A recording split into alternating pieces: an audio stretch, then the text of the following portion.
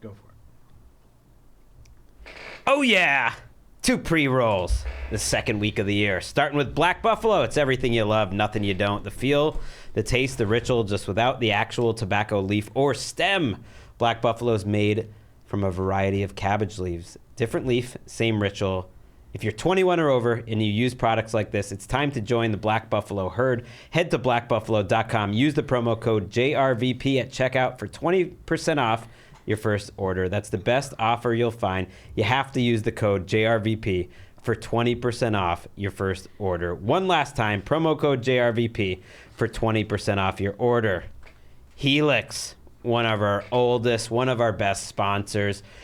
They have the best mattresses in the game. If you've had your mattress too long, you want to improve your sleep, Helix Sleep is a premium mattress brand that provides tailored mattresses based on your unique sleep preferences. 14 unique mattresses, including a collection of luxury models, a mattress for big and tall sleepers, even one made just for kids. That's Anthony's favorite. Helix is offering up to $200 off all mattress orders and 2 free pillows for our listeners. Go to helixsleep.com/JRVP. With Helix, better sleep starts now. Again, that's helixsleep.com/JRVP. 2 pre-rolls, 2 hosts, and 1 author who faked her own suicide. All coming up on episode 188 of the Jeselnik and Rosenthal Vanity Project. JRVP.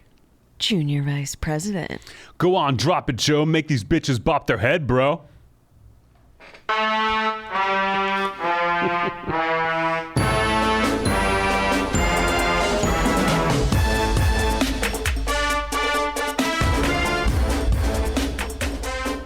I like it when you come with the fire to start the show. That's a tone setter. I like our theme song. Our theme song psychs me up, and I think that that set me up. Do you want to know what it's from? That was my way of asking. Yeah.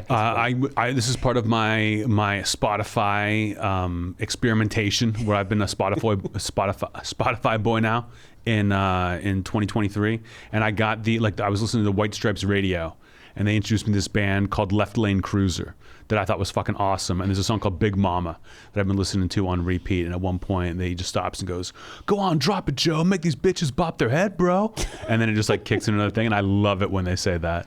I thought I'd break it out here. I mean, this has really changed your life, Spotify. You're really your mind is blown by the stuff like White Stripes Radio, hip hop mixes. You came in today singing the latest Flo Milli hit, which I'm a Flo Milli fan. I appreciated that. Yeah, I feel like back in the day when Russians would defect to America and go to a grocery store and just start crying. They just didn't understand. It was I thought grocery stores just had one of everything. It's no, they've got a whole bunch of shit. That's what Spotify is to me.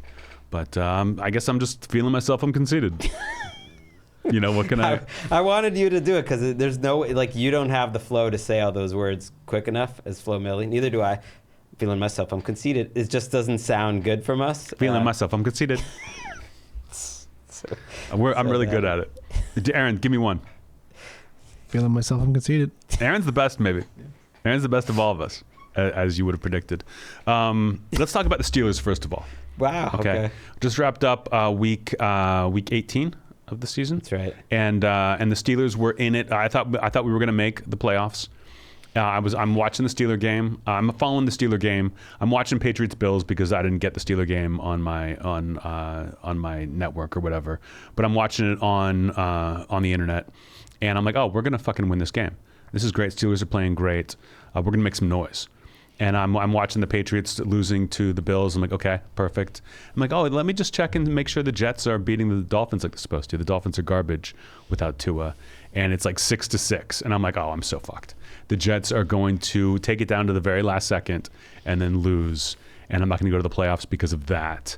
And I was okay. I was at peace with it. It's nice to get the winning season was all I was hoping for. And that was a reach at the beginning of the season. I was like, if we go 9-8, I am beyond thrilled with the season, but the playoffs would have been a little extra icing on the cake. And the Steelers were playing great by the end of the season, that it would have been fun I'm sure we would have gotten dismantled by Buffalo, but it would have been fun to see. It would have been fun to see. They were playing great. I wanted to see them. The Dolphins feel like a team that's not going anywhere to me. I don't know why you were so confident that the Jets with Joe Flacco starting at quarterback were going to help you out, but that is a helpless feeling. I remember back in 2002. I was working at Fox Sports. We were roommates in Los Angeles. Last day of the season, Patriots needed a win, but needed the Jets. I believe it was the Jets to lose their game, and they didn't. They won, and it ended up knocking the Patriots out. Yeah. It's tough, but I think it was a good year for the Steelers. I think people have hope going into next season, and people are singing Tomlin's praises because that winning season streak is still alive. I think it's And no one underrated expected it. not to end the season on a loss. Every other team that makes the playoff does, except for one. You get like this happy feeling. You almost get this fake happy ending. Like the Lions got that on Sunday night by beating the Packers. Like losing in the playoffs is painful. I mean, but there was an article in the Athletic being like the Steelers may have lucked out by not getting the playoffs because now they leave being on this high That's of what I winning mean. season. But they would have been fine if they had gone and gotten their ass handed to them by Buffalo. It would have been cool to make the playoffs. It would have been great experience for Pickett and Harris. Like I would have been into it, but I'm not. I can't be too upset. I think it's a miracle we were 9-8. I'm just glad we talked football here so that we can stay categorized as a football podcast on Spotify for some reason. Yeah, We're right. like the #1 sports podcast in Belgium, some listener told me, or something crazy. I think you're a bigger name in the football world than I am in the comedy world. So it's just like you see two of us together, you're like they must be talking about football. I don't know if it would be comedy. I mean, you say that because you think it's funny that, like, to imagine a world in which that is true. Do I look like I'm laughing? But it's not that far away. We got Game Day View on Friday nights. We got the Around the NFL podcast. Mm-hmm. How's the NFL Network doing? Like in terms of getting sold to anyone? It's doing great. Mm-hmm. We got what else? I don't know. That's about it. Good argument. NFL Now. I'm 20 years in the game. This is my 20th season. You were there. You helped encourage me to go work in sports back in the day. So How crazy that I'm celebrating my 20th anniversary in comedy the same year you're celebrating your 20th anniversary in football. Two fields we got into that there was like zero chance of us doing anything other than be miserable. And here we are doing a podcast. Unbelievable. you do got a new fresh cardigan for the YouTube This is not a cardigan. viewers. This is actually a hooded sweater. It's a great airplane sweater. I broke it out to go to Spokane this weekend. Had a great time in Spokane. 6 sold out shows. Damn. I've been to Spokane a couple times on the road. I like it. It's like a cooler Seattle. In terms of, like, Seattle's a cool town, but it's not my kind of cool. I prefer kind of a Spokane. And I again, I'm not drinking. So I didn't really get to enjoy Spokane for all it's worth, but it had some fun stuff. Got to walk around. The weather wasn't too bad, and the shows were awesome. All shows I always need that first show. Like the first show of a tour is like, let me rip this Band-Aid off. Let me get the rust off. And I did, but I'm like covered in sweat. I'm like, the show's going great. Audience is awesome. But I'm like, what's wrong with me? Why am I sweating like so much? And again, I am wearing a leather jacket. I've been wearing a leather jacket during a lot of these shows, and I've been fine. But in Spokane, from the second I get on stage, I'm just like dripping, and I'm like, "What's the matter with me?" And then after the second show, I'm like, maybe I was just rusty, and maybe it was nerves. And I'm like, "Oh, the second show will be fine." Go out there, and as soon as I get out for the second show, covered in sweat, I'm like, "What the fuck?" And the next day, they were like, "Oh, sorry about last night." I'm like, "What do you mean?" They're like, "Oh, we had the heat turned up way too high. Like it was so hot in there that like, did you notice it?" And I was like, "Yeah." I noticed it, but then the rest of the weekend was fantastic. Looking forward to West Palm Beach this weekend, taking Liz. I might get to see Mike Valdesfale. Mike said he was going to come with Maggie, with Mrs. Number 2, but I don't know. I haven't heard exactly what show. So hopefully he makes it down. But otherwise, I'm going to go enjoy that 70-degree weather in Florida for a couple days. Yeah, it's been raining like crazy here. Mm-hmm. The mudslides. Malibu school district was closed, which we're kind of a part of, right next to it for the kids today. That's exciting. I like to think that you're kind of a cool customer, but you are a sweaty guy.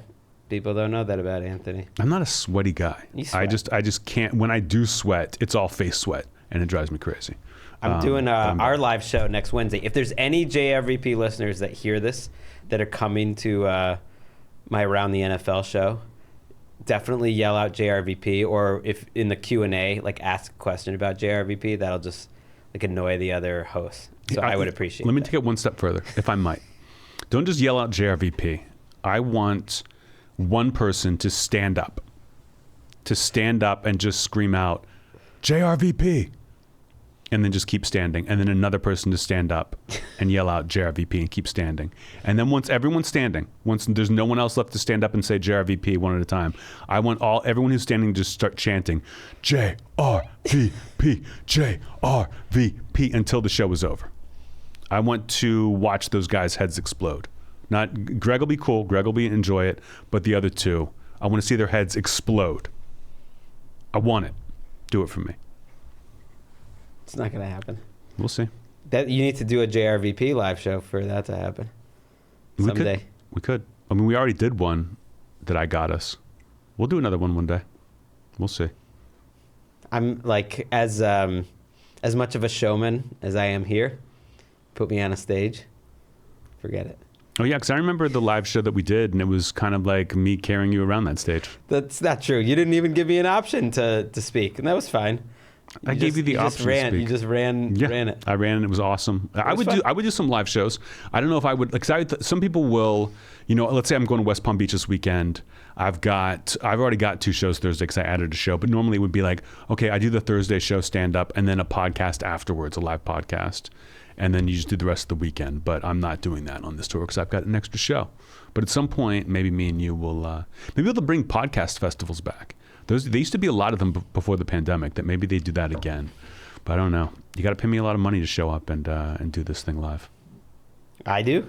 No, I mean whoever is paying us. If you gave me the money out of pocket, I would be okay with it. You know what was a great thing that happened on Sunday? I get back from Spokane super early in the morning. I'm trying to do this thing where when I come home Sunday, like I did my last show in Spokane, I get home by midnight. And then at like 5 in the morning, I got picked up to go to the airport with my opener and fly back to LA. So I get home around like 11 o'clock in the morning, which was awesome because I get to see the games. But I was exhausted. But it was like great to have like my whole Sunday. I didn't mind being tired. And when I got home, it was the happiest Rummy's ever been to see me. He was a little confused when I left this time. I've been gone for longer at different times, but I think just he's a little more mature now. That when I walked in, Liz was upstairs in the shower. And I came in and Rummy just went completely apeshit and was just so excited and then just laid on me like all day long. I'd be sitting on the couch watching football and he was just like, I just want to make sure you don't leave again. I'm so happy you're home. And it's been a fantastic couple of days with Rummy. He's getting there. It's like makeup sex, but with your dog. It's not. That's not what it's like. I just mean that you're apart. Maybe makeup is the wrong word, but like, you're young and in love, and you guys separate for a weekend. You guys because of work, and then when you see each other again, it's on. I think makeup was the wrong word. I think sex was also the wrong word. I think I wouldn't have used sex in terms of my dog being happy to see me. This weekend, he's going on one of his vacations, so he won't know I've been gone again. But I'm excited to see what our relationship is like by the end of this tour at the end of May. How happy he is with me. That I'm gone. I'm telling you, if your dog is like kind of acting up, just leave for a little bit. Leave the dog alone. When you come back, the dog's like, "Oh, I appreciate you now. Let's have makeup sex." Or he is gonna get a little bruised emotionally by you leaving all the time, and kind of after a while be like, "What the hell, man? Nope. Stick around with me." That's not how dogs are. Stick with me. Do you think you're finally like engendering love from your dog? It only took 2 years here. Dogs showed me love, but it was hit or miss. And he's got to mature into that love. I don't think he was ready for the sex. And now that I've trained him a little better. Do you think your kids would react similarly if you saw them?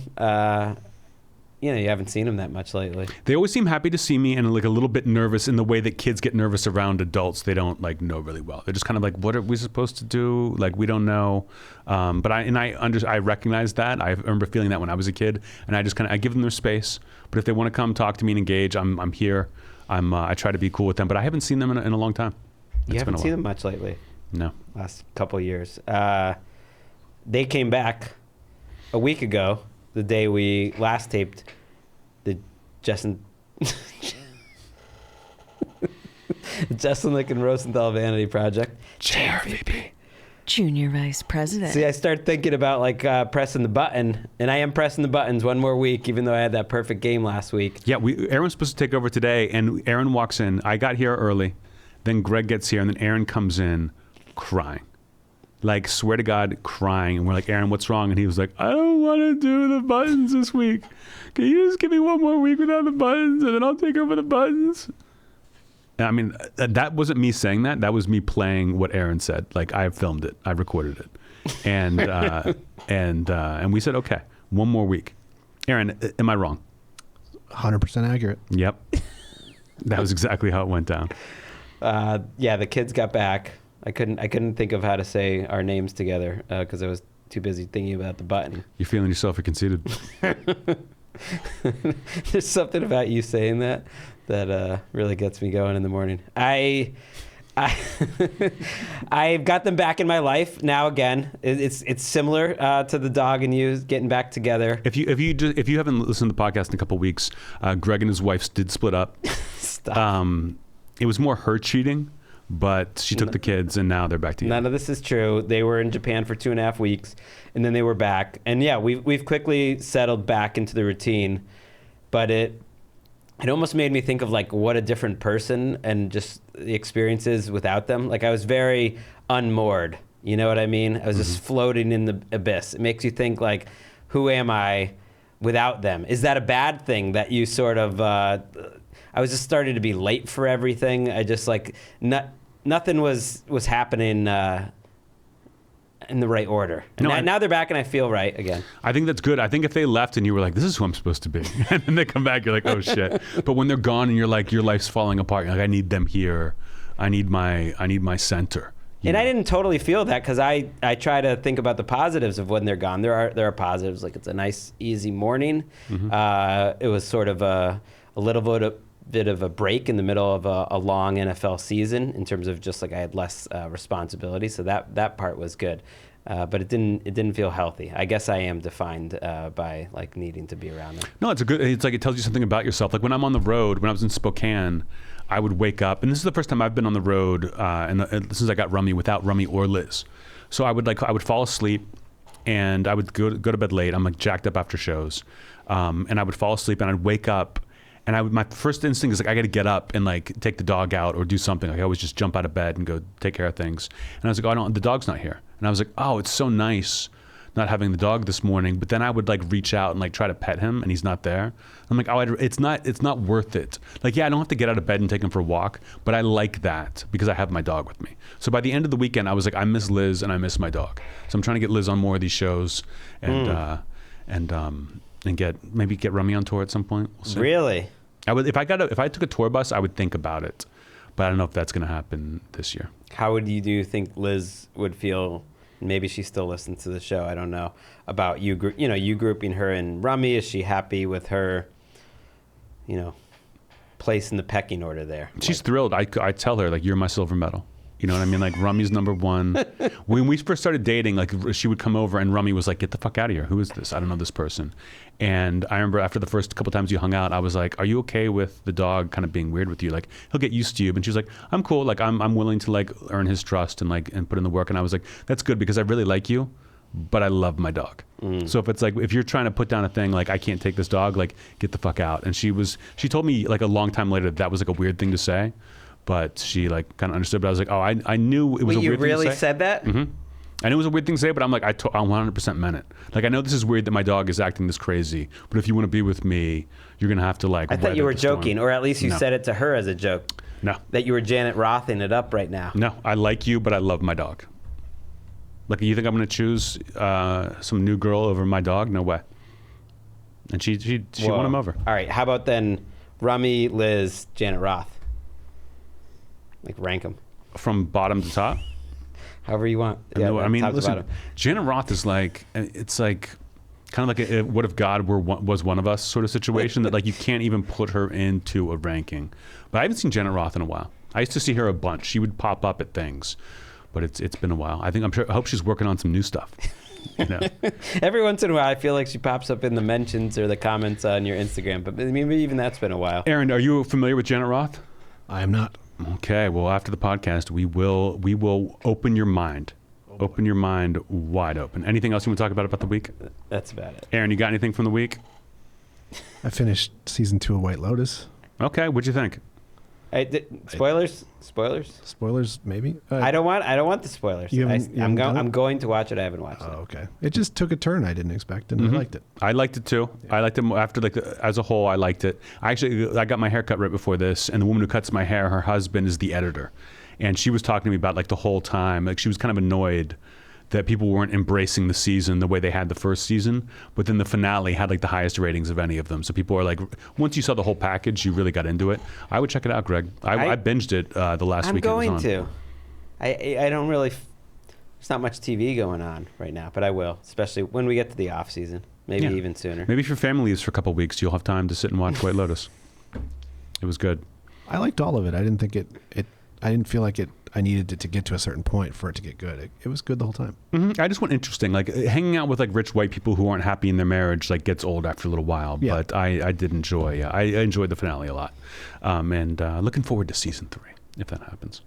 And now it's time for Did We Get Any Notes? Did we get any notes? Notes. Did we get any notes? Notes. Did we get any notes? I will address something here. Listen, we are an audio podcast with a video component. I recommend watching the YouTube. I think it's funnier to see us. It's a split screen, so you always see us on screen. We never like edit around, and you really get to see us reacting. It's fun. It's a 3D podcast, if you will, but it is an audio podcast. That's how we make it. That the people are saying that the video is late. The audio for the podcast comes out Tuesday evening. The video comes out Wednesday normally. And people are like, oh, the video is late. Why can't they just do them both at the same time? It shouldn't be that hard to do them both at the same time. The video is never late. The audio is early. The audio, literally the second Greg and I finish this podcast, Aaron hits publish, and the audio goes out immediately with the title, within seconds of us being done. The video comes out hours later the next day. It gets sent to someone. They decompress, whatever they have to do, and they post it Wednesday morning. We could easily hold the audio. We're not going to do that. That's a little gift to you. Normally, the video will be the next day. Watch them if you want. It's never late. We understand what we're doing. The audio is a gift to you. We can hold it if people are like, no, we want them both at the same time. We can hold the audio. I don't want to do that. This past week, the video did not come out on Wednesday. I requested that we hold the video until Monday because... Edited to keep Greg's job. And that was, did we get any notes? And that was, did we get any notes? Notes. Did we get any notes? Did we get any notes? Did we get any notes? Did we get any notes? And now it's time for a little something we like to call Email Corner. It's email corner. It's email corner. Emails are a thing. They're feeling themselves. They're conceited. We like to open up this part of our podcast to let you guys email us questions and scenarios, and let me and Greg talk about them. And this is week 1 of Gregg relinquishing email duties, relinquishing headline duties, and handing it off to Miss Kim. I had Miss Kim give us, go through the emails, give us a bunch. I edited things down. She gave me some headlines. I went out and found some headlines. I went to the Reddit page. People post things on Reddit that we should talk about. I grabbed 2 of those and then 2 of Miss Kim's. And Gregg seems happier. He seems more chill. He seems more relaxed. Got more time to hang out with his family. That's like right. He loves to do. That is true. You can email us those headlines. Yeah, keep sending the headlines. Help out Miss Kim. And give me the email address. Send out the emails. That's what I'm doing. Have a little faith in your boy, the professional broadcaster here. JRVP, Junior Vice President at gmail.com. And yeah, you could send your email questions. You can also send the headlines. And who knows? I might pop in there still. I'm bored on a Saturday night. I want to see what's going on in the, email box. Probably not, but it could happen. Sounds great. Just saying. Let me ask you this: when we've got an email, we've got to have a mailbag coming up soon, right? We haven't done a mailbag in a little while, and we might for Super Bowl week. I have to go to Glendale for the Super Bowl in 4 weeks, so I don't know if that's our plan that week. We haven't talked about it off air yet, but I'm gone that week. Glendale. Phoenix, but that's where the game is. Okay. It's in Glendale, which is like 30 minutes from Phoenix. Gotcha. And you're there the whole week? Yeah, we'll figure something out. But we can do a mailbag. I like to hold mailbags for when we like need them. So if we can avoid a mailbag, we will. Maybe. I'm probably not going to Glendale for the Super Bowl, but we'll see. Maybe the Steelers make it after all. Maybe they get in there. You never know. Ellis is a Rams fan, and she was concocting some scenario that all these other teams were going to have to forfeit. That something was going to happen. Rooting for a plane crash. First email is from Jeff and Colton. 2 people. My best friend Colton and I went to a bachelor party last week in New Orleans. The best man had rented an 8-bedroom house, but we had 12 guys show up to the party. Some guys were crashing on the couches and the floors. At the weekend-ending brunch, it came out that 2 best friends, not us, had shared a king-size bed and shut the door. We assumed nothing happened, but it got us thinking what you, Gregg, and Anthony would do. Would you share a king-size bed, queen, double, sleep on the floor? What level of clothing would you sleep in? Fully clothed, underwear? Would you shut the door? Take us through your thinking. I love this. Okay. So, first of all, would we share a bed? I assume we have to have shared a bed at some point in our lives. Yeah. Yeah. And like, listen. And maybe not just the 2 of us. And one of those college weekends or whatever, there might have been 3 people sleeping in a bed. Absolutely. I remember one night, I remember us going down to Mexico with like six or 7 dudes. And having a hotel room that just had like 2 like queen beds inside. And I remember like coming back so drunk, like coming back and like running into the room. Like all I cared about was being one of the people on that bed. Like there were 4 people in beds, everyone else on the floor. And I remember running in the room first, bursting past people as soon as the door opened, jumping up in the air, landing on the bed, and then bouncing off the bed, slamming into the wall, and then falling into the space between the bed and the wall, and then just sleeping there that night. But yeah, it has happened. I don't think there's like any difference between a queen size bed and a king size bed. If you're like, oh, it's weird that we're sleeping in this bed. Was it a king size? Was it a queen? Doesn't matter. You can 2 guys can sleep in a bed and it's fine. I don't have a problem with that. I'm sure we've done that. And again, I thought of this too. If we are sober, I think it's weirder. If we're both drunk and we go in and just pass out, I think that's what we've always done.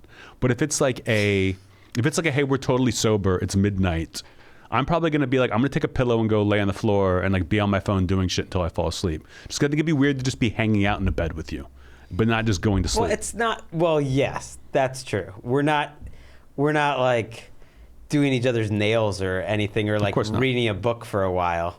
Yeah. But I thought it was almost the question itself was weird. Not weird, but I guess it wouldn't have occurred to me to even think twice. I wouldn't change the type of clothing I would be wearing. No, I would. Because full king size bed, yes. Queen size bed, sure. Double, I don't think so. Double, one of us is taking. We're going to shoot for it. Somebody gets the double. But it depends how old we are. At this point, you're right. Double not happening anymore. But back in the Mexico days, it was like I was the first draft pick on the like I want to share the bed with Gregg Olympics because I'm not taking up much space.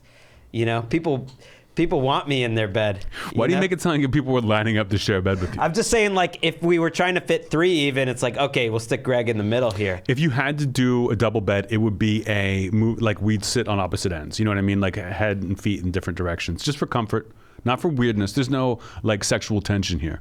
I will say, what level of clothing? I would say t-shirt, maybe a sweatshirt, but below the waist, nothing. Below the waist, totally. So you're not naked. going Tommy John, which is... I'm going Tommy John up top. Okay. Tommy John sweatshirt, and then just completely naked underneath. Maybe pajama pants. No wonder, maybe pajama pants, but just only up to my knees. Laying in bed. I think that would be funny. Well, how do you feel about that? I mean, I'd wear, I think that's cool. I'd wear my regular jammies, with the rabbit ears. It's so warm and cuddly and everything. I'd wear what I normally do. What do you think? What if we only have one set of pajamas, so I wear the pajama tops and you wear the pajama bottoms? That way nothing can happen. Like, we won't even be tempted to. Yeah. It's just got to stop us before it even happens. Even if you're sleepwalking, like, it's impossible. We've hacked the code. Here's my favorite part of this. Is would you shut the door? Yeah, that is the controversy. Is like, yeah, these guys shared a bed together. Okay, we've known each other for 20 years. All right, but they shut the door. Like, and this email makes it sound like the gayest thing you can do is not let people watch you sleep. Right. The whole point of being in the room is like, yeah, I want to shut the door. Yeah, you want to shut the door and go to sleep. Like I don't understand why it's weird at all. Like, you have I to think leave the there's door something cracked. going on with these friends. They say we assume nothing happened. But even saying we assume nothing happened, maybe I'm wrong. Maybe if we were doing this as college roommates, maybe our buddies are like thinking, oh, what do you think about old Gregg and Anthony in there? I assume nothing happened. Maybe they are thinking about it, but it wouldn't even cross my mind to be thinking about that unless they've shown that it's possible that like there's a little bit of tension there, and then that would be great. It'd be a great twist to the bachelor party weekend. I just think even if you have no attraction for your friend, once that door closes, once you hear that click, once you look around, you see no one can see you. How do you resist? How do you not just lube it up, close your eyes and spin around until it's over? How do you not do that once the door is closed? I think it's so funny. They're like, yeah, I slept in the same bed. You didn't close the door, did you? What are you guys getting married now? Like, it's such a ridiculous thing that door being closed would be weird. All right, our next question asks, Anthony, how do you decide where to eat on the road? I listened to your conversation with Tom Papa. Was that on his podcast? Yes, I was here at All Things Comedy. Where you brought up the shortage of good food options in Salt Lake City. I've eaten well there. I wanted to know how much effort you put into finding the right spot to eat while touring. This is from Brian from Denver, who's got a couple other questions. We'll get to that later. I'm going to say, how much effort do I put into finding things on the road to eat? Zero. Absolutely, unless it's like if something's next to the venue and the venue's like, we'll get you whatever, then great. Or if like I hear someone's like, you've got to try this. But when Liz came on the road with me, Liz is like, I've got to know. I want to find all the cool places. And it's tough when you're on the road because you can't really go out to dinner. You got to be at the show at 7:00. So it's like for your dinner options are very limited. They can go get you things, and a lot of clubs just don't do any of that. So I try to eat as much as I can, like usually in the hotel before I go to a show. But I don't do anything. I make no effort whatsoever. It was all Liz being like, Liz does all the effort, looks through things, finds amazing stuff. I had the but best it's so pizza of my easy. life in I mean, you could Phoenix. just check. You could go like the next level, which would be checking out the Eater if it's in that city or some sort of reviews. But just do Google Maps. I mean, that's what I did in London, and I just like see which one had like 400 reviews. Generally, if they have a ton of reviews and the star's high enough, I was like, Sure. Okay, I'll go check that Yeah, out. I know. And that takes 10 seconds. I know how to do it. I just don't. I never have a car Takes wherever I 30 am. seconds. But if Liz is with me, I'm like, let's go to dinner. The first night we get in, we'll go to dinner somewhere. She does all that research. She cares way more, and she's very happy. But in Salt Lake City, it was nil by mouth, as Gary Oldman would make a movie about his dad. I'm sure Salt Lake City has some good food. I don't like you painting our good friends in Salt Lake City with such a broad brush. I like the place. I go there. Food's not their thing. Okay, Brian also asks, what are your respective approaches to cult classic books and authors? How do you balance the consumption of Bret Easton Ellis and Kurt Vonnegut? I guess those are the cult classic ones, with Rachel Cusk and Percival Everett. Thank you both for your work. Hope Anthony comes to Denver soon to perform. Gregg, please be harder on Russell Wilson. He's ruining the Broncos. I couldn't be any harder on Russell Wilson. I couldn't be any harder. I said that was a bad trade from minute one. I said a year ago I'd rather have Mac Jones long-term on his contract than Russell Wilson. Neither one looked good, but at least Russell Wilson, Mac Jones didn't cost 3 first-round picks and $250 million to watch, be all. Who's fake in his the press player conference. do you think you're hardest on in the entire league? Well, Deshaun Watson. Yes, I would. That's what I would say. But it's great. He's so bad. I know. It was underrated how bad he's been, and Browns fans are so in their feelings about it because they don't want to imagine a world where not only did we do this, but he's terrible. And I'm willing to accept that he probably will look better next year. He certainly will look better. He'll probably even get back to where he used to be at some point, I would assume. Mm-hmm. But he sucked this year. In a way that it's weird no one's talking about it. This guy who used to be great was literally one of the worst quarterbacks in the league. Was significantly worse than your boy Kenny Pickett. Yeah, I loved your tweet about how people say, he had a year and a half off. But do you think these other guys got a lot of reps over the last year? Right, Jacoby Brissett's playing. Yeah, please. I didn't know how to answer this. I read it all. I think he meant like, yeah, it's like, I think he meant, you know, when you're younger, you're like super into like your favorite author, Bret Easton Ellis, Kurt Vonnegut. And as you get older, you kind of, I wouldn't say grow out of it. I just think when you experience something, you like kind of devour it. You like, oh, I just want to read all of Vonnegut's books. And then you've read them. And then you move on to other things that your tastes evolve. But I think it's important not to like shit on things you liked when you were younger. Yes. Just because you're older. It's like those, I still love Bret Easton. He's still one of my favorite authors. I don't read him the same way that I now read, you know, Rachel Cusk or Percival Everett, but I don't knock any of that. And I think it's part of it is just when you read it in your life and how art evolves. That, you know, it's been quite some time since, you know, those Vonnegut books and even those Ellis books from the 80s and 90s that I just think you read them and you read what you like, and that ends up becoming a pattern as you go. But you never knock it. I'm still very proud of Bret Easton Ellis's work that I've read and the Vonnegut work that I've read, but I'm not trying to get like Vonnegut tattoos or anything. You know, Although I would get Percival Everett tattoos. Would you? Oh yeah. I did go back to read Slaughterhouse-Five 5 years ago or so. And yeah, it reads so different now. That book blew my mind as a kid. And it was great to read now and just have a different perspective on it. That's cool. I wish I were... Oh, go ahead. I remember reading Slaughterhouse-Five for the first time, and all I knew about Slaughterhouse-Five is that in the movie Footloose, Kevin Bacon is talking about how great that book is, and all the parents are trying to ban it. And I remember they don't talk about why they're banning it. It's just Kevin Bacon's like, it's a great book. And everyone's like, and I was like, oh, I can't wait to read it. And then I remember reading it just being like, why was Footloose, why was the Footloose town so against this book? Like waiting for something about dancing, and it never came. But I read all Vonnegut's, I was like, I'm going to read every book Vonnegut wrote one year. It was my New Year's resolution. And I was like tearing through, and then he died that year. And I was like, I don't want to read. I read like maybe his like best 10 and then just gave up. It's plenty. Yeah. I should read more classics in general because they're a classic for a reason. I think I would read more old stuff if not for this podcast, which is stupid, but I feel like a peer pressure from you or with Recommendation Station that we tend to lean towards newer stuff. But like my hit rate on bangers is way higher if I read something that's either 30 years old or like 150 years old. Because they wouldn't have been around so long probably unless they were bangers. I almost always love the classics. So maybe I should more. Feeling myself, I'm conceited. I think it's okay. Like you didn't waste your time. If let's say your tastes evolve and you move on, you're like, oh, let's say you used to love the New Kids on the Block when you were a kid. And you grow up and you're like into Radiohead. Like you didn't waste your time with New Kids. You weren't wrong to be in the New Kids. You're just evolving as a consumer of art. And that's how I look at cult authors. Like, you know, I was super into Fight Club when I read it, but I'm not like still carrying around Fight Club, you know. Get fucking... I was not. That was one where I was like, man, the movie was so much better. I don't get the book. But I saw the movie first. I thought it was the best book to read after you've seen the movie. Like it almost like filled in little spaces. And it's rare that the book reads almost like a script. That I liked seeing the movie first and then reading the book.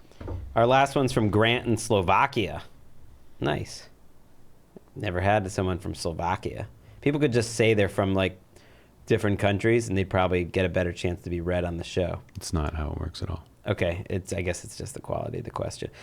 In Terry Pratchett's Discworld series, I don't even know what that means. Is that a book? Yeah. He wrote a series of books and like fantasy. Okay, I just didn't know if it was a TV show or a book. No, he died a couple years ago. All right. In the Discworld series, what seems to happen to you after you die is that you get what you think you deserve. I.e., if someone believes they deserve to go to Valhalla, they go there. If you discount that either of you may think nothing happens, where would you both go? Keep making us laugh. Grant from Slovakia. I love that. I love that concept. Mm-hmm. That's like... So I assume I didn't read Discworld. The only Terry Pratchett I read, I read one Terry Pratchett book of the Discworld series a long, long time ago. But he did that series, Good Omens. He wrote a book called Good Omens with Neil Gaiman, who I'm a big fan of, and that's a series now on like Showtime or something. I forget what or fucking Epix or some shit. It's on Amazon. Amazon. Thank you, Aaron, for jumping in there and interrupting me.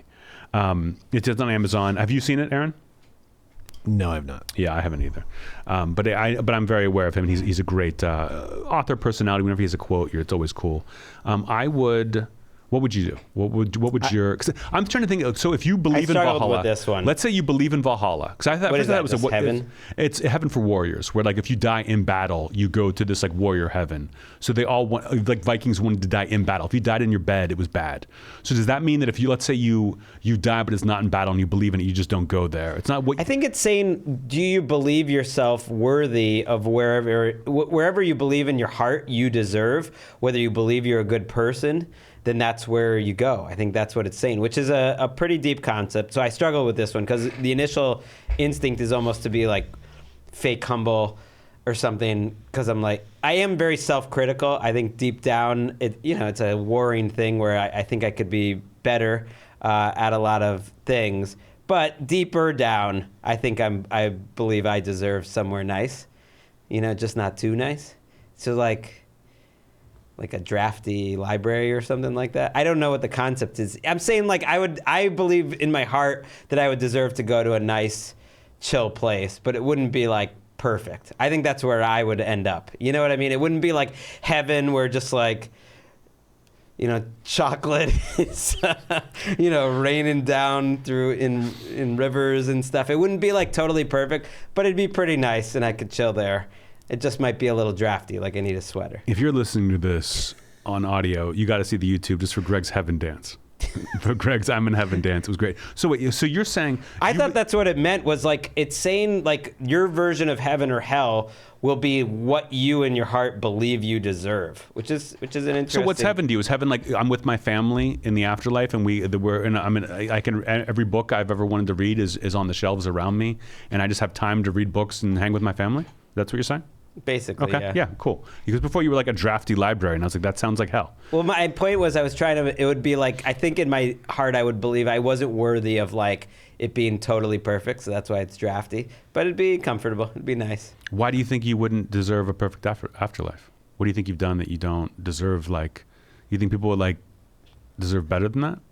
That could have been nicer, Like it could be warmer in here. Things for more people, yeah. I mean, I guess. You've led a good life. You deserve whatever afterlife you want. My afterlife, and I do believe I've lived the life that I get what I deserve, or I deserve what I get in the afterlife. I would love just to sleep.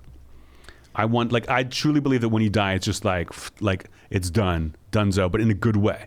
Like in a way that you just like, you get to sleep forever. That I want to be like medically induced coma sleeping in a bed. I don't need to be conscious at all, just asleep with people around me watching me sleep. What? So they're watching you sleep? And just going, that looks nice. He looks so comfy. I wish I could do that. I wish I had lived a better life. I should have been funnier, is what they'll say, as they pass by my bed. Well, I hope I'm one of the people by the bed. I'd rather be conscious. You don't deserve that heaven. You don't deserve to get to watch me sleep. Heaven's got a name, and it's sleeping. People are like, oh, heaven, you don't get to see your family again when you die if you don't believe in God? Like, I just want to rest. I'll sleep when I'm dead. That's a guarantee. And that was, did we get any notes? It was not, did we get any notes? That was Email Corner. Emails are a thing. And that was Email Corner. Diamonds around the world unite. Diamonds around the world unite. I want to try the heaven dance that Gregg did. And now it's time for Ad Copy. The heaven dance is kind of like what Coach Taylor's wife does in the introduction to Friday Night Lights. Have you ever seen it? Well, she's got the wine glass and she's just like... That's all she ever did. It was like she was a fucking ghost. It makes me think of the dance you did. It makes me think of there's a game on TikTok that I see advertised all the time where it's like you're holding a gun and you're trying to shoot a guy who's like behind a wall and you have to kind of ricochet the bullet to hit him. But if the bullet ricochets and hits you instead, you die. And then the guy does a dance, and he does this dance. Like he's so happy that you shot yourself. And it's hilarious every time I see the ad. I love my Helix mattress. I had a mattress before Helix came along that gave me back pain. Having like a bad mattress is one of the worst things you can do in life that is so simple to fix. It can put you in a bad mood, you sleep less, you're crankier, like everything about your life is worse if you have a bad mattress. When I got my Helix mattress, this is a few years ago now, shows up, put that baby up. It's very easy. You don't have to go to a store, anything like that. You unwrap it, you put it up, and suddenly, like, I'm sleeping better. Let me tell you about my Helix mattress. You already heard me just say that when I die, heaven to me is just sleeping forever. I better be in heaven on a Helix mattress. Otherwise, it ain't heaven. All right? I'm in hell without my Helix mattress. My problem with sleeping sometimes, not just my back, and I did go to the chiropractor today. My back is important to me. It's being hot in bed. I sweat. Waking up when you're sweating in bed is the worst. And I wanted a Helix mattress that would keep me cool, and that's what it does. Right. You take the Helix sleep quiz, and you can answer questions about how big you are, of course, but also whether you sleep hot or cold. It's a personalized mattress shipped straight to your door, free of charge. 100-night risk-free trial. So see if you like it. See how your body adjusts. If you don't like it, you can send it back. Again, you can get soft, medium, and firm. If you sleep on your side, on your back, your stomach, all that, they can come up with the best bed for you. It's American made, comes with a 10 to 15 year warranty. Again, you get to try it out for 100 nights risk-free. It's been awarded the #1 mattress picked by GQ and Wired magazine. Right now, Helix is offering up to $200. That's a lot. All mattress orders, $200 off, and free pillows, 2 of them for our listeners. Go to helixsleep.com/JRVP. With Helix, better sleep starts now. Again, helixsleep.com/JRVP, up to $200 off. That's Helix mattresses. If you're not sleeping on a Helix, you died and went to hell. So Black Buffalo. Speaking of heaven. Look, people have New Year's resolutions. People want to try different things. Maybe try a different type of leaf. Does not have a little tobacco in it. If you are someone that dips. Same ritual as normal, but it does not have the actual tobacco leaf or stem in it. Black Buffalo otherwise has everything you want. Nice packaging, all the flavors, wintergreen, mint, straight, peach, even blood orange. Black Buffalo. You throw it in your lip and you get shit done. It's everything you love, nothing you don't. Again, of course, you got to be 21 and over, and you use nicotine. But again, if you want to try their Zero, which is their version without nicotine, then you can do that as well. It has pouches or long cut. Try out some Black And you know what? Just Buffalo. pick up some. Let's say your girlfriend's like, "Hey, I don't like this. This you're always throwing in Black Buffalo. It just, I don't know." And to be like, just get a can of Zero and just keep it with your other stuff and be like, "See, babe, I'm trying. Here, check out the Zero. It'll buy you some time until you can find a better girlfriend who doesn't care that you do this." If you're 21 and over and you do dip, it's time to join the Black Buffalo herd. Head to blackbuffalo.com. Use the promo code JRVP at checkout for 20% off your first order. That's the best offer you'll find. You have to use the code JRVP for 20% off your first order. One last time, promo code JRVP, 20% off your order at blackbuffalo.com. And that was Ad copy. Let's get to headlines. Let's do it. Let's get the headlines. Let's get the headlines. Let's get the headlines. This first one is a banger. When I saw this, I read about this, and I was like, I can't fucking wait to talk about this on the episode. Yeah, it's about the romance author Susan Meechan. Did you say the romance Author. author? The romance author Susan Meechan tragically died by suicide 2 years ago. And in the last 2 years, her daughter has run her Facebook account with various tributes, audiobook sales. There's like a whole community that's a fan of Meechan. And it was a beautiful way to honor the late author until this past week when, surprise, Meechan got bored and revealed she had been alive the whole time. Love it. Love it. Now, okay. Now let me walk through the details that make this so good. So these independent romance authors. It's like a whole culture. Like they have their Facebook pages, like new books come out, and these women are cranking shit out. I assume women because it's all women, and they're in like, it's almost like a little society where they kind of have like the rankings and shit. And this woman it's doing well, but I guess there was controversy. Something people were shitting on her online. Other authors were upset. I don't know about what. But when the daughter came on and said she has died by suicide, she said it was due to online bullying, which makes everyone in the scene feel like complete and total shit. Everyone feels awful. They donate money. There's like a GoFundMe. They all give money, all these authors. The authors help to edit and finish the final book that was like unfinished for the daughter. I don't believe there was a daughter. I don't believe there is a daughter. There is no daughter. I think it's been the mom the whole time, the mom doing all this, and got all this attention, got all this stuff, and then was like, okay, like that was fun. And then like the messy bitch that she is, 2 years later, has to be like, well, I'm alive. And then my favorite is, it basically just is like, I'm alive. I didn't kill myself. And then the final sentence is, let the games begin. Let the fun begin. Let the fun begin is the messiest, bitchiest thing you can possibly say. It's like, I know you're going to be mad. Let's get mad. Let's have some fun with this. And it's like, no, fuck you. You should die now. Like the first one woman was like, if you fake your suicide and make everyone feel bad and do all this stuff for you and then come back, she didn't get called out. It wasn't like she was going and living her life. She came back to be like, I'm not dead. You deserve to die. That is horrible. Both things are horrible. Faking your own death is a horrible thing to do. Faking your own death, getting all this attention, taking things from people, and then coming back and being like, psych, is one of the worst. Well, I would have more sympathy. She made it sound like her family did what they thought was best for her, as if like she was having some mental health issues, and then her family stepped in and decided to say that she was faking her suicide. No, they did not. It does seem like this. No, they did not. Now she's trying to be like, well, here's why I did this. There's no logical reason other than you're a piece of shit.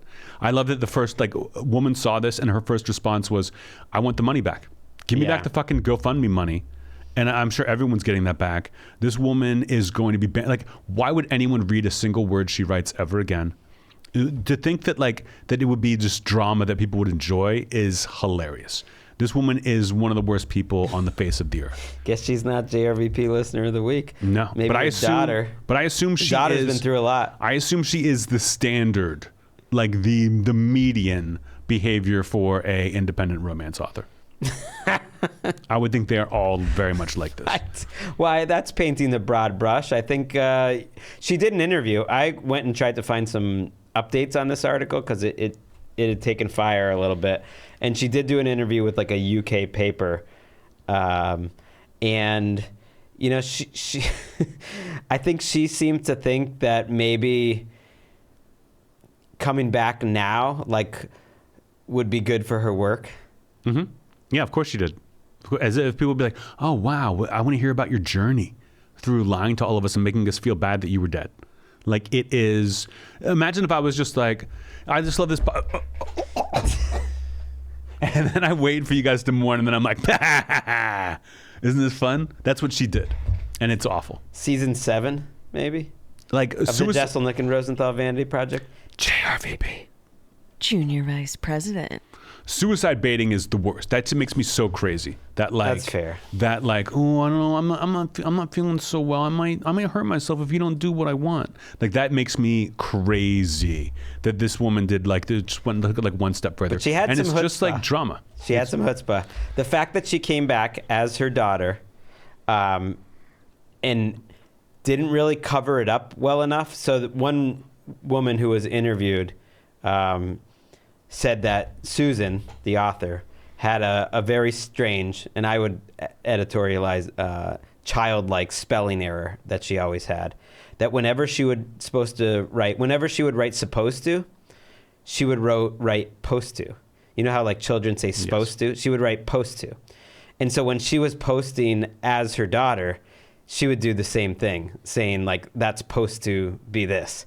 And now all of the people that were in the community are looking back and being like, yeah, actually, we were kind of suspicious, but you didn't want to say anything. And there were some like weird red flags, especially looking back now. It's hilarious, though, that she asked for editing help. That actually kind of made me go not to her side, but just the balls to ask for editing help on her quote-unquote unpublished novel, novel. You're getting so she got free help from the people that she also was asking for money. Yeah, you're getting this so that people can get involved and help you and be part of a community that's like rallying around you. You want to be at your own funeral. You know what it reminds me of exactly, this whole story? Is Manti Te'o's girlfriend. right? Manti Te'o's, when you watch the documentary, the dude who catfished Manti Te'o, I went too far and I was freaking out. So I told her, said, this is the brother, she died. And then couldn't, and was like, okay, I'm relieved this is over. And then the messy bitch that he was just a couple months later was like, let's get into some drama, and was just like, hey, I'm still alive. And that's when he was like, what the fuck? You just can't leave it alone because you're such a messy bitch. This is the messiest bitch thing that's ever been messied. Or bitched. She spoke to the BBC, actually. This got a lot of attention. And she said her family was to blame and that she worked with her psychiatrist and therapist to get into a better place. I would have believed that if she had come 3 months later. She's like, hey, listen, guys, I know my daughter said, I killed myself, that my family was upset. I did attempt something, but I am okay. I'm going to be retiring, but I just wanted to let you know I did not die. I will return your money. Sorry for any confusion. My family was only trying to help. 2 years later, I don't believe you have a family. Let the fun begin. Let the fun begin. Yeah, she said, I debated on how to do this a million times. Still not sure if it's right or not. There's going to be tons of questions and a lot of people leaving the group, I'd guess. But and then goes on from there. Let the fun begin. I want to read those books. Although I wouldn't mind. She does kind of point her finger at people like you, though. She said a lot of people have been upset coming after her since this news went public that it was all a hoax. And she said the same toxicity that's pushed her to do this in the first place proves that she was morally justified. Because as soon as they learned I still had a pulse, the bullying resumed. I mean, she deserves death. I want to see her. She deserves to jump in the polar bear cage, get bitten in the shoulder, try to swim out, and then get eaten by the polar bears, like that one woman. Roll it.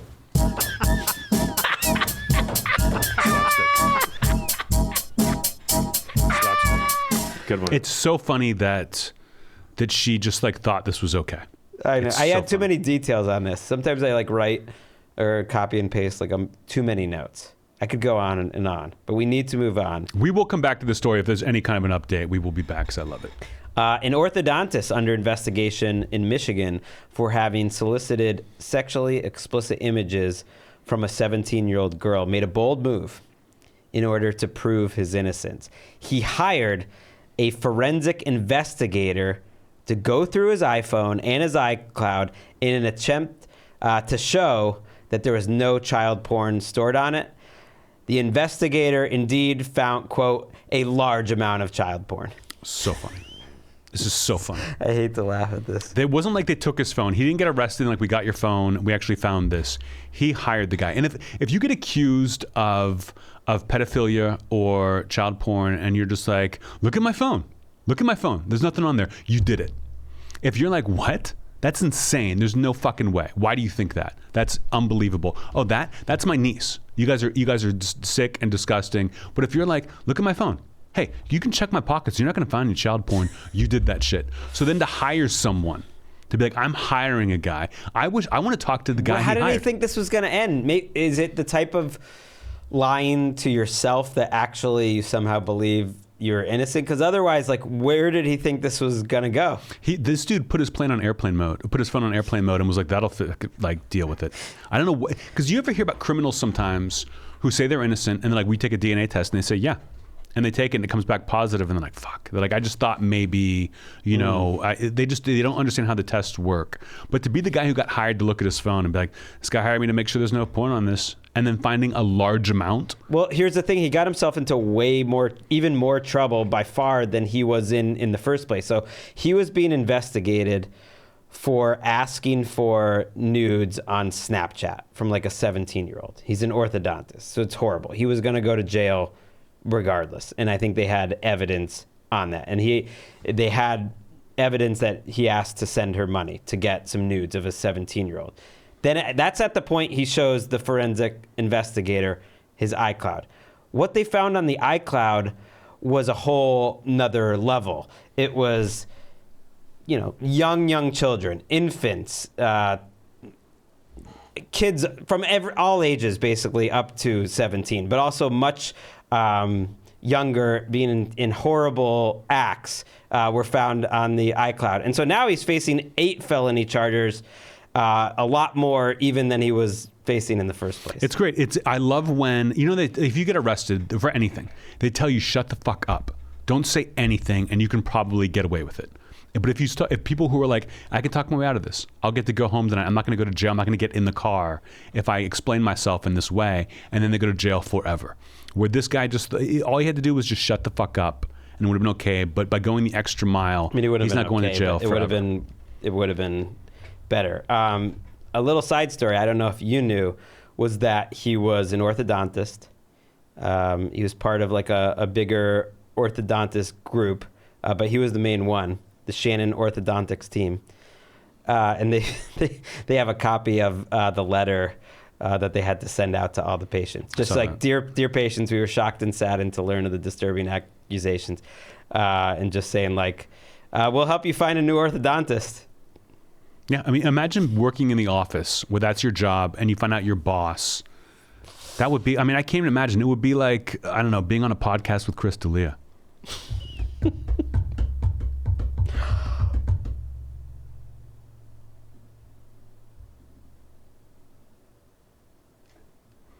You could have given me the hard out. I gave you the end, and it was a hard out. I tried. I don't know what's happening. The perfect game is gone.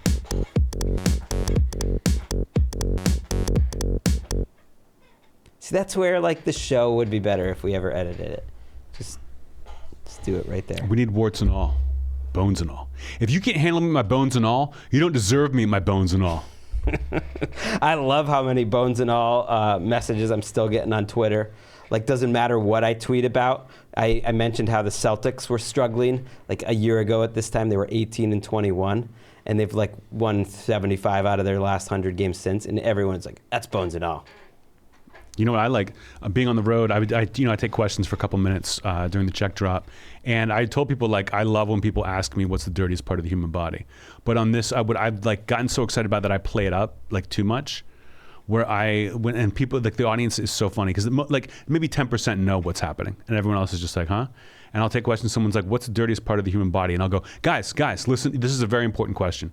We just got out of COVID. People we're talking about health and maintenance. Ask that again, and they're like, and everyone's dead quiet at this point.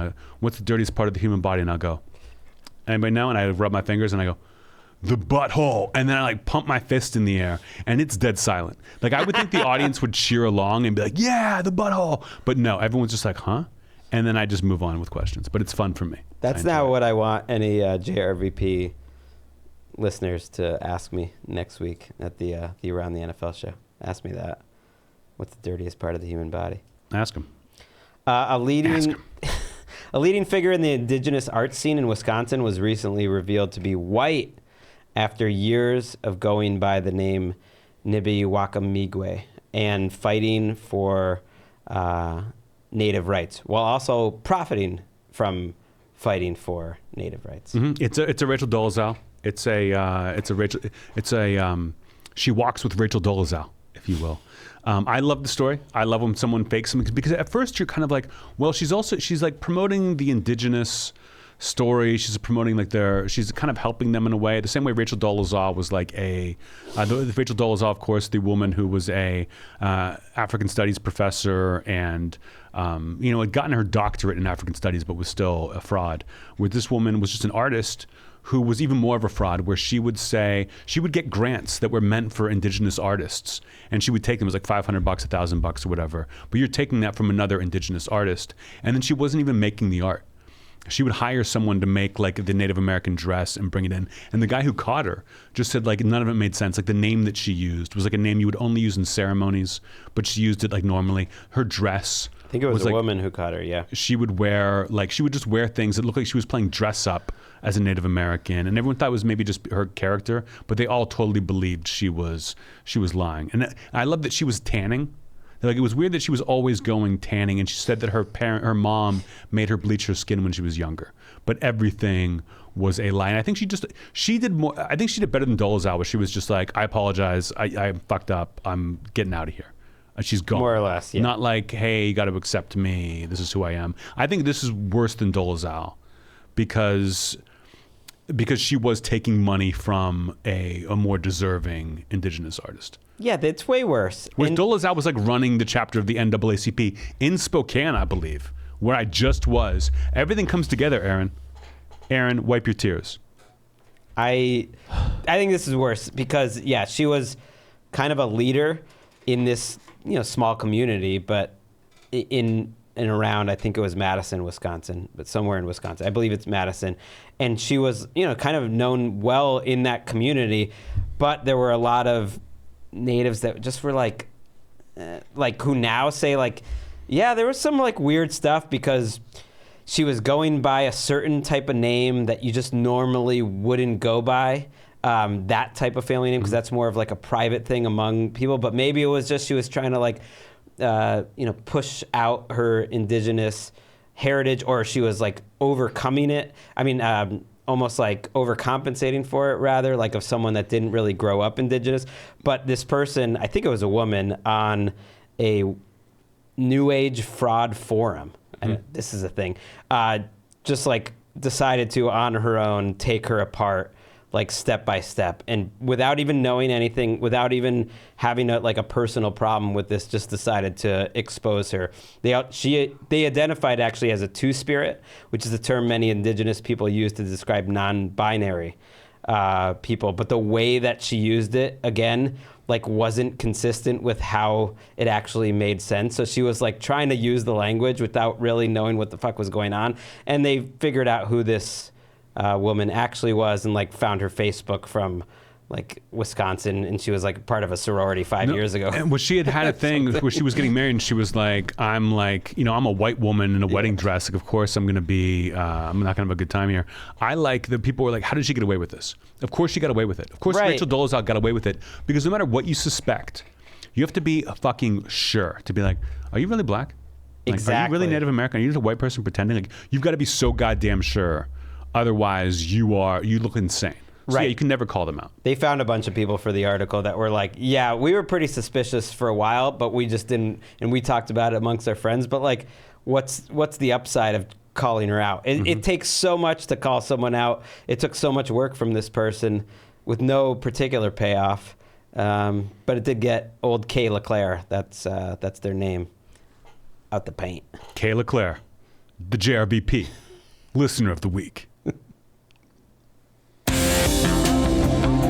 Last headline. Finally, a 25-year-old former college soccer player suspected of savagely attacking a 78-year-old man on a train platform in Oregon, chewing off his ear and part of his face in the process, told cops he believed the victim was, wait for it, a killer robot. Yeah. I kind of feel bad for this guy. Okay. You're on the train. Like, if let's say you are on the train and you do see a killer robot, you're thinking like, should I start biting its face and nibbling on its ear? What if it's not a killer robot? Am I going to risk that this robot kills everyone on the train, or am I going to be a hero and bite its face? Because that is the weakness for killer robots. Aaron, what's the weakness for killer robots? Biting the ear in the face. Yeah, biting the ear in the face. That's what they can't send. Do you remember the end of Terminator, the original? Yeah. When Schwarzenegger, like, you think he's on fire, you think he's dead, he comes back as just the robot. Linda Hamilton bites his face and nibbles his ear, and then he's dead. What was he charged with? Like, he didn't kill this old man, did he? No, the old man went to the hospital but was in stable condition. He did bite his skin off the face to the point of exposing his skull. So I mean, the skull's pretty good. It's pretty shallow under there. It's not too much. He took I don't know what he's being charged with. Okay, wait. I'm the old man. I'm in the hospital. Ask me. You're the doctor. Ask me how I'm doing. I've got bandages all over my face. Ask me how I'm doing. Yeah. So again, really feel for you. We've done some initial work on your face. How you feeling? Yeah, I can't complain. I kind of assume everyone's a killer robot, on a train, until proven otherwise. So you're a coward. You were thinking I should go bite that guy's face down to the skull and nibble his ear, but I'm too afraid. Basically, that like you're safer if everyone you see is a killer robot until you show me some sort of sign that you're not. You know what I mean? I think the best way to prove you're not a killer robot is to go bite someone's face and think, oh, I thought they were a killer robot. Then it's like, well, a killer robot wouldn't do that. A killer robot would know for sure that it's not. He also said he was trying to kill the robot based on the smell that the robot was giving off. How embarrassing would that be to be the old man? To be like, this guy was crazy. He was on meth. He thought you were a killer robot. He was on fentanyl, by the way, yeah. He thought you were a killer robot. Like, okay. But no one takes just straight fentanyl. He must have been on something else with the fentanyl. He was on fentanyl and marijuana and drunk. This is why I miss bath salts. You could just get all in one kind of combination. But imagine just being like, yeah, sorry, old man. He bit your face and chewed your ear off. I guess it's your smell. Like, you're kind of to blame. You smell like a 78-year-old man who's been on the train all day, and that's why you got this. Like, it wasn't the way you looked. It wasn't, you didn't have like a shiny coat on. You smelled like you're an evil robot hiding like a person. That's terrible. The guy who was arrested, the 25-year-old, was a goalie at Oberlin. You can't trust the fucking Oberlin soccer team. I thought that was a fucking girls' school. No. All the more reason. Should be. You don't see female goalies biting off faces. Actually, I haven't seen season 2 of Yellow Jackets. Maybe that happens, but I love the idea of thinking like, God, you wake up, you do a bunch of drugs, you get in the train, you wake up, you're in jail, and someone's like, you tried to bite off a 70-year-old man's face, and you're like, oh, how can I get out of this? All right, here we go. Thought he was a killer robot. Does he go to jail or does he go to? Yes, he goes to jail. Does he go to an asylum? They also asked if you're gonna his say name was. insanity, Do you want to know what he said? That's what his own name was, or what the old man's name was? Yeah, what his own name is. And he said he was L. Baker. Like E.L. Baker. That was the name he gave. Is that his real name? No. What would you, Aaron, if let's say someone comes up to you and says, you're a killer robot, I'm going to rip your face off with my teeth. What do you do? What do you say? Bring it, goalie guy? I don't know. Okay. Right. Soccer's for lames. Yeah. You can't use your hands. Greg, tell me that you think I'm an evil robot. Accuse me of being an evil robot. You look like a killer evil robot. Bite my shiny metal ass. What show's that from? I don't know. Aaron. It's not Die Hard. Futurama, guys. Futurama. Bender. One of the greatest characters in animation history. I would take Bender over any of The Simpsons. Wow. Yeah. Futurama, I think, is a superior show comedically. Couldn't bite his face. Or maybe he could. If he was wearing like a skin mask, like they do. I feel like now I'm worried. What if one day I take a bunch of fentanyl and rip off an old man's face on the train, and then they play this back? Make me look like a fucking idiot. Finally. And now it's time for Recommendation Station. Why don't you start? Okay, yeah, I told Greg this week, I was like, every week I always throw it to you, because I actually say Recommendation Station, throw it to you. But Greg's got to he's all discombobulated. He's like, oh, it's a book about a man in the 1800s, and he's got a wife, but the wife's not important in the book, and he just goes on and on. So I'll go first. Really don't do while that. Greg puts his ducks in a row. My book, it came out a few years ago. It's called Less by Andrew Sean Greer. It's about a writer, one of those guys, like a guy going through a midlife crisis. He'd written a novel that was very well received. I think he works at a college now and has had trouble writing his follow-up, and just decides to go on he's gotten a bunch of invitations to different things as a writer or as a professor, and he just accepts all of them, and he kind of does a jaunt around the world and gets into madcap comical situations. But the book won a Pulitzer Prize a few years ago, and they had a sequel came out a couple months ago, and I was reading about it and thought, oh, this seems great, and it's a great book. It's called Less by Andrew Sean Greer. I like books about writers, about smart characters who get into embarrassing situations, and it's a light book, but a very, very good one, and you will not regret spending time with the character of Andrew Less. I forget what his first name is, but his last name is Less, and it's by Andrew Sean Greer. I believe Less is More is the name of the sequel that came out. I don't know much about it, but Less is great. I enjoyed You would Lust you would too. like. Oh, you I saw read it? Okay. I did a few years ago. I think I recommended it on this show, but maybe I didn't. I don't remember. I remember my mom recommended it to me, and I enjoyed it. Crowd pleaser. Kind of reminds me of Wonder Boys by Michael Chabon, even though it's not really like it at all, but it's about an author trying to write his second book, and there's something about that I really like. I'm recommending a movie that I mentioned a few weeks ago, Women Talking, which is out now in theaters. We just sort of talked about it, but I hadn't seen it yet. It's a weak recommendation. Why is this a weak recommendation? I don't want to go book every week. I could. Because you talked about it. You But I hadn't seen it. But that's I a was recommendation. saying I was going to I thought at you. that point. I thought you said you saw it. No, we were saying like that was what I was going to do. Is it? I've read a review. Is it as funny as it sounds? It actually is reasonably funny, considering it's about a group of Mennonite women who are deciding how to fight back or whether to leave this community that they're in after, being like drugged in their sleep and raped, which is a tough topic to start with. But actually, they did it with a pretty light touch, which the book is like that too. It is an amazing book. I would recommend the book first, and it was one of the most memorable and best books I've read in the last 5 years, just the way that it was done. It's almost like all conversation, but they somehow made it work in terms of the movie, and it's not as heavy as you would think. It still wouldn't be for anyone, but Rooney Mara in this movie is fucking awesome. It made me a much bigger fan of Rooney Mara than I've ever been. She, to me, is sort of like the soul of this movie, like keeps it going. Jessie Buckley is in it too, who I really like. Claire Foy. It's a good cast. I do think it's a good movie. You know, I thought about reading the book, but I was put off by the title. And that was Recommendation Station. Oh, you know what? Shout out to I'm gonna have you had that little glint in your eye of like, oh, Anthony's got one. He was so excited to say that. I was. It's a funny one. Yeah. It was. Your mom has been emailing me. I get emails and it's from her phone number. I had to like look up who was. She doesn't sign her name, Debbie. She just started sending me articles and stuff, and then I tried to write back to be like, thank you.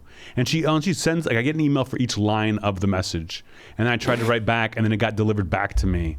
So I just want to let Debbie, I got it. I don't understand how you're sending these to me. She doesn't either. But I have got them. Thank you. It's always great to hear from you. I appreciate it. So Debbie, get us out of here. Whoa, Nelly Furtado. That's a spicy ball. Is that okay, Gregg?